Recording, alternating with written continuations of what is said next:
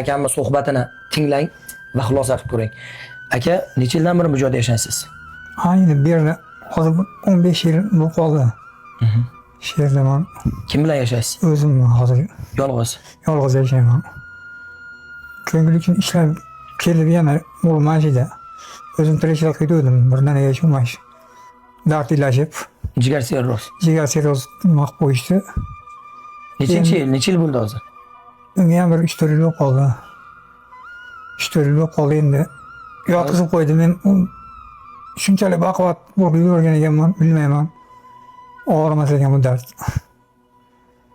Endi sal bilinyapti, mana endi yotib davolanyapman. Bizga tashlashgan rasmlarda ko'rdik, qorningiz qishib ketgan ekan, suvni oldirdingizmi? Suvni otashadi, doktorlarga rahmat. Qancha oldirdingiz?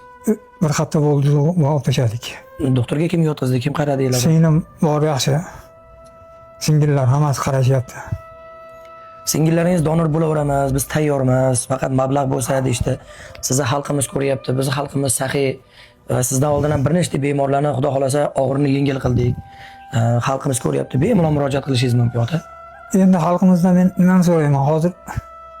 Menga shu xalqimiz yordam berib tursa, shu davolanishimga jigar almashtirishga ayniqsa. Donor o'zimizda bor. Mablag'imiz yetmayapti, yaqilyapmiz, bu yaqilyapmiz. Almashtirmas iloji yo'q ekan buni.